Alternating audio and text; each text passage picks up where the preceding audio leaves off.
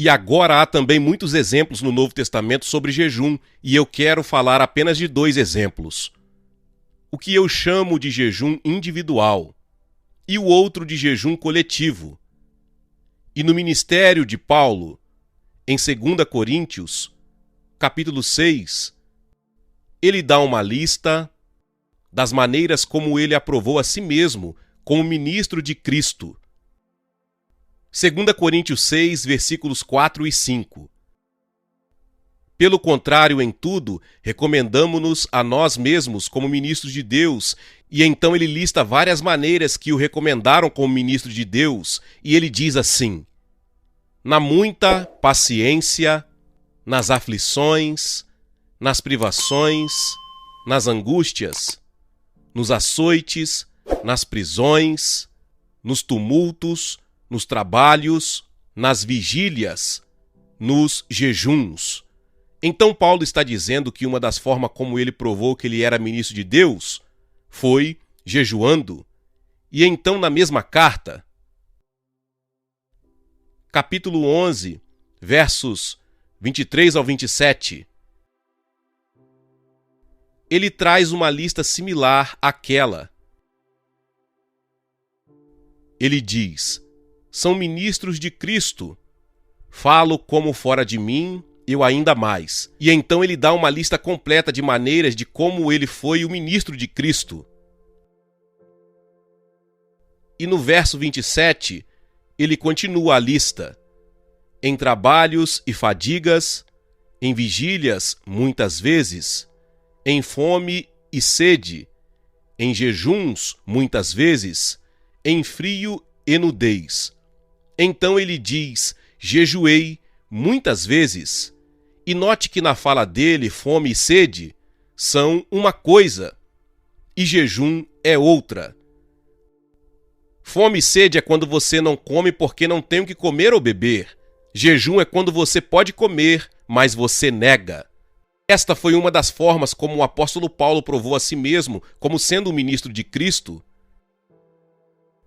E eu acredito que os ministros de Cristo deveriam provar a si mesmo desta forma hoje. Eu falei sobre minha própria experiência, mas só mencionei isto. Afinal, não há vantagem nenhuma em pregar sobre isto se você não pratica. Quando eu fui salvo, eu já tinha sido um cristão no nome, mas eu desisti do cristianismo, dei as costas para a igreja, eu estava procurando por respostas para os meus problemas em outros lugares.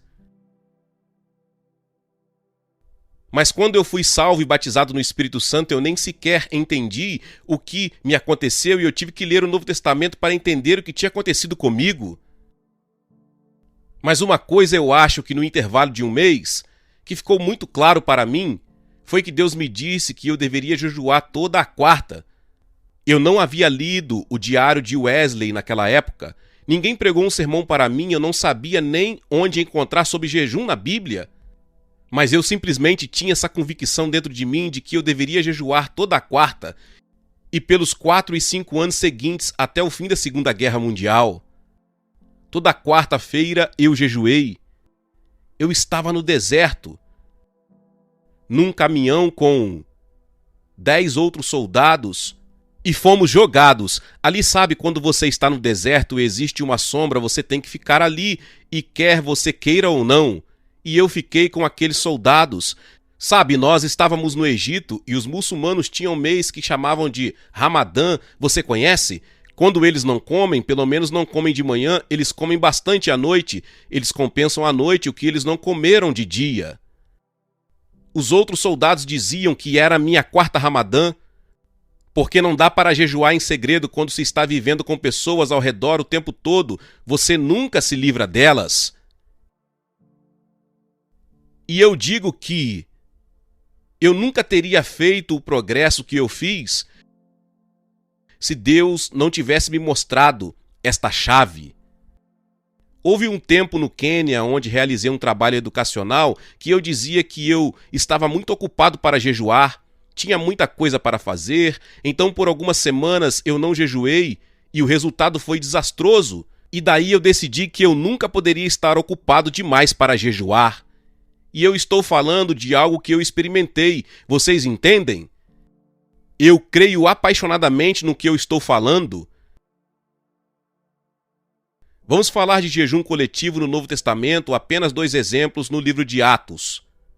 Atos capítulo 13. Um dos momentos mais significantes na história do livro de Atos, as pessoas chamam isso de o princípio do programa missionário. Na verdade, a palavra missionário não vem do Novo Testamento, a palavra do Novo Testamento é apostólico. E este foi o primeiro envio de apóstolos, registrado no livro de Atos. E aconteceu na cidade de Antioquia. Atos 13, versos de 1 ao 4, diz assim: havia na igreja de Antioquia profetas e mestres: Barnabé, Simeão, Lúcio, Manaém e Saulo, que mais tarde tornou-se Paulo. Então haviam 5 homens que eram reconhecidos como os profetas e mestres. O versículo seguinte diz: e servindo eles ao Senhor e jejuando. Como eles ministravam ao Senhor? Jejuando. Apenas deixando de lado qualquer outra atividade, ficando na presença de Deus, esperando que ele falasse. A Nova Versão Internacional diz: enquanto adoravam ao Senhor e jejuavam. Este é um dos pontos mais cruciais na história da igreja. Como isto aconteceu?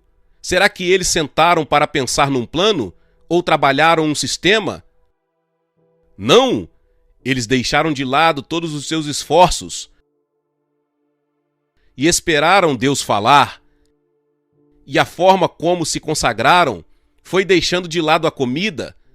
Quem sabe por quanto tempo, talvez 1 dia, 2 dias, eu não acredito que foi tão longo, mas eles simplesmente tiraram um tempo desligados de qualquer ocupação e distração, a fim de ouvir de Deus. E Deus falou. Diz: e servindo eles ao Senhor e jejuando, disse o Espírito Santo: separai-me agora Barnabé e Saulo para a obra que os tenho chamado. Então ouviram de Deus a estratégia dele. Sabe qual é o problema da igreja de hoje? É que raramente a igreja segue a estratégia de Deus. Raramente. Temos nossos próprios planos, nossos programas, nossos sistemas, e a maioria deles não foi Deus quem iniciou. E Deus só se compromete a concluir aquilo que ele iniciou. Paulo diz em Filipenses 1,6: estou completamente certo de que aquele que começou a boa obra em vós há de completá-la. Jesus diz: eu sou o Alfa e o Ômega, o princípio e o fim. O que ele começa, ele vai concluir, mas o que ele não começa, não tem compromisso de concluir. O que é importante é descobrir o que Deus está começando, qual é o plano de Deus, como podemos ouvir de Deus. E a igreja antiga estabeleceu o padrão. Eles tiraram um tempo de tudo, incluindo de comer. E disseram: temos que ouvir de Deus. E eles ouviram. Deus disse: bem, eu tenho um plano. Eu quero que separem 2 homens, Barnabé e Saulo, e os envie. Não os enviaram imediatamente. Ouçam. Diz então: jejuando e orando, e impondo sobre eles as mãos, os despediram. Então jejuaram de novo. Da primeira vez jejuaram para saber a vontade de Deus, da segunda vez jejuaram para comprometer aqueles homens a cumprir a vontade de Deus. E o versículo seguinte diz: enviados, pois, pelo Espírito Santo. E a palavra enviados aí vem de uma bela palavra grega que significa enviados e acompanhados. O Espírito Santo não disse apenas vão, disse vão e eu vou com vocês. E este foi o princípio do ministério apostólico. Naquela época foram chamados de profetas e mestres. Mas no capítulo seguinte de Atos, capítulo 14, verso 14, diz: quando os apóstolos, Barnabé e Paulo, quando eles se levantaram apóstolos, quando foram enviados pela igreja, veja, o apóstolo é aquele enviado. Isso é tremendamente importante porque isto indica uma forma bíblica de como podemos instituir o ministério apostólico. Quantos de nós acreditam em profetas e mestres?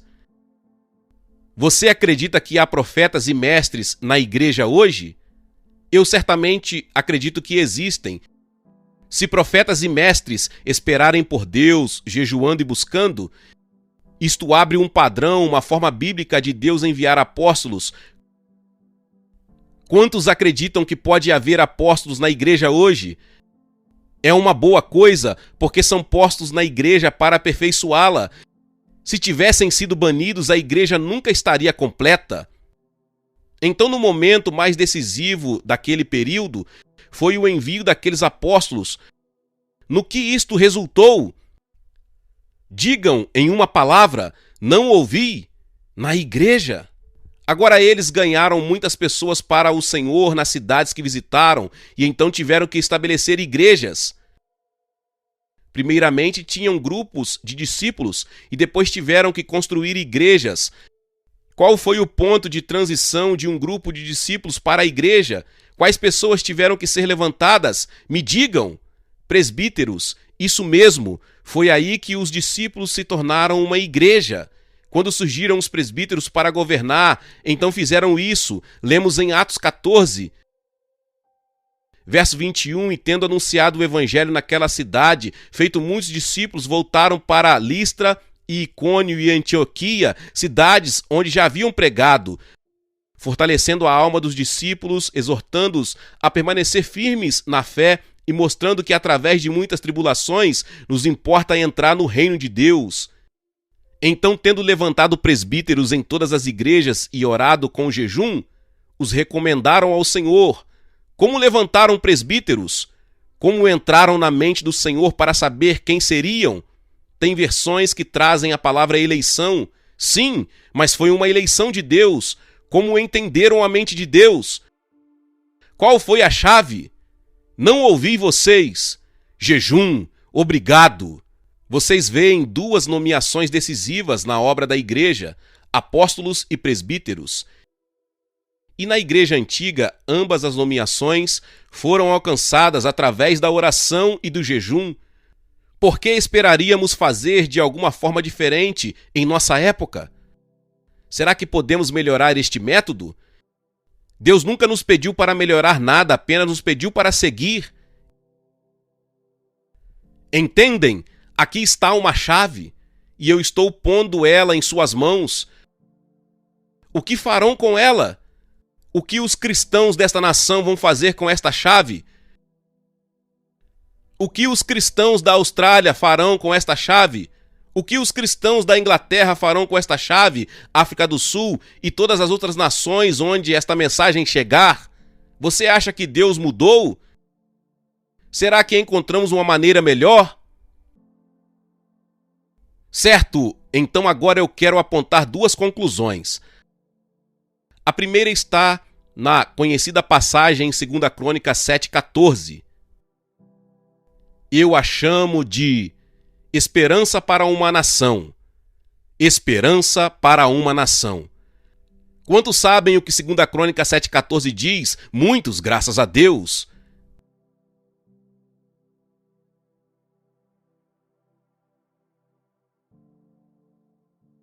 Eu poderia citar de cor, mas não irei. Deus fala e ele diz: se o meu povo, que se chama pelo meu nome, se humilhar e orar e buscar a minha face e se converter dos seus maus caminhos, então eu ouvirei dos céus, perdoarei os seus pecados e sararei a sua terra. Então são 7 passos, 4 passos que o povo de Deus tem que dar, 3 passos que Deus dará quando nós dermos os 4 passos. Quais são os 4 passos que temos que dar? Qual é o primeiro? Eu não ouvi vocês. Nos humilharmos. Por quê? Porque o orgulho é uma barreira para a resposta às nossas orações. O próximo é orar. Deus diz: não comece a orar até tratar do seu orgulho.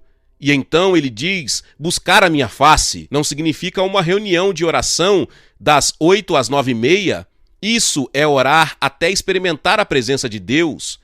E então ele diz: se converter dos seus maus caminhos. E você diz: Deus, mas eu não tenho maus caminhos. E Deus diz: espere até entrar na minha presença e você descobrirá. Experimentamos isso em nossa igreja em Fort Lauderdale, cerca de 5 anos atrás. A esposa de um dos presbíteros recebeu uma palavra do Senhor para proclamar um jejum. Eu já vou falar sobre isso, um jejum coletivo. E aquilo não foi recebido com muito entusiasmo. O fato foi que os presbíteros, e eu era um deles, ficaram tão envergonhados que tivemos que fazer algo a respeito daquilo. E então dissemos que iríamos tirar um certo período para jejuar e orar. E nos encontrávamos toda manhã, e eu acho que era 5 da manhã. Bem, eu não estava lá, Ruth e eu estávamos viajando quando começaram. E se não me engano, na primeira manhã haviam 13 pessoas, a igreja tinha mais de 500 pessoas na época. Na manhã seguinte, eu acho que tinha 7. E aí começou a ficar como é típico nas reuniões de oração, na manhã seguinte haviam 4. Mas então um irmão, que não era um presbítero, recebeu um fardo do Senhor e ele passou 24 horas chorando. E as coisas mudaram. E quando Ruth e eu voltamos, eu disse, gostemos ou não, isso vem de Deus, é melhor a gente se envolver se não quisermos nos perder dele. E eu não posso entrar nos detalhes, mas pelas próximas, eu acho que 6 semanas, nos encontrávamos toda a manhã às 5 horas da manhã e passávamos a maior parte do tempo com o rosto ao chão e os pecados foram confessados, foram espantosos. Era uma igreja ótima e respeitável. Mas havia adultério, fornicação, havia alcoolismo e não veio à tona até entrarmos na presença de Deus. Não diga a Deus, eu não tenho maus caminhos para me arrepender. Provavelmente isso só vai dizer o quão distante você está da face dele. À luz do semblante dele, as coisas ficam diferentes. O que Deus pede de nós? 4 coisas: nos humilharmos, orar, buscar sua face, se converter dos maus caminhos. Como é que nos humilhamos? Fazendo o quê? Você entendeu a mensagem? Certo, veja, você pode jejuar e ser muito orgulhoso. Jesus disse, não jejue assim, não é assim que se jejua, é assim que os hipócritas jejuam. Mas ele não disse, é por isso que vocês não jejuarão. Mas ele disse, jejue da maneira certa, não da errada. Então Deus diz, eu faço 3 coisas. Se você faz as 4, eu faço as 3. Eu ouvirei, eu perdoarei os pecados e eu sararei a terra.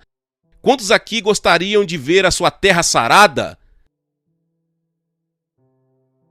Será que Deus já te mostrou um caminho?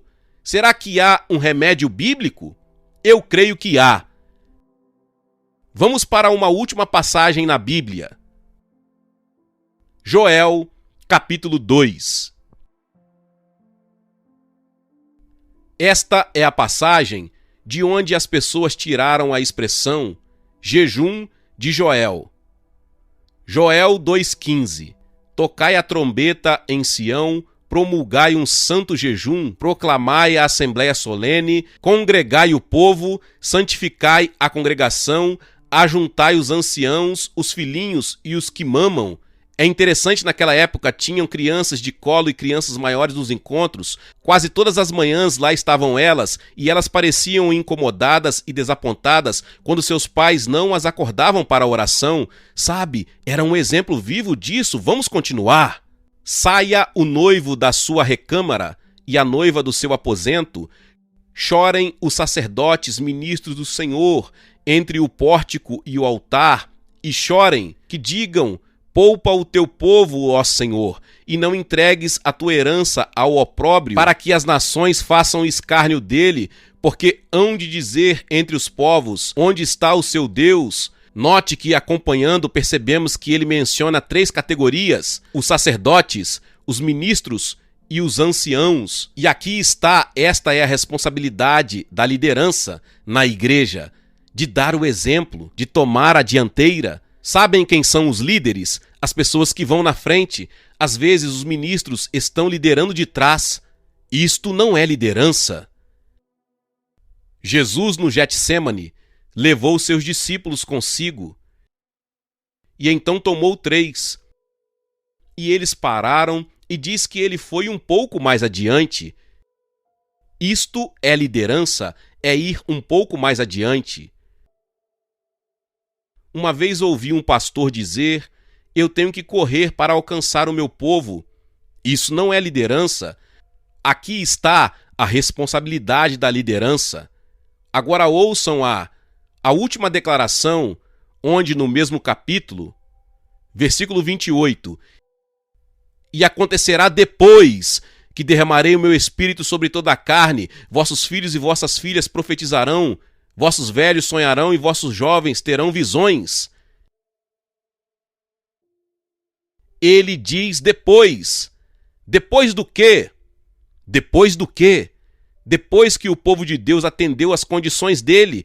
Agora eu sei que Pedro, citando isso no dia de Pentecoste, disse: acontecerá aqui nos últimos dias, mas aquele não era um cumprimento total, era um cumprimento antecipado, e é muito significante porque, naquela passagem em Atos 2, Pedro cita o Senhor dizendo: derramarei do meu espírito, algo do meu espírito, e aquilo que começou no dia de Pentecostes. Mas nesta passagem Deus diz: eu derramarei o meu espírito, não do meu espírito, mas eu liberarei o meu espírito na terra, sobre toda a carne.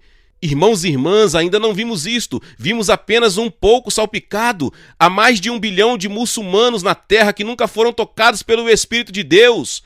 Como os alcançaremos? O que libertará o Espírito de Deus?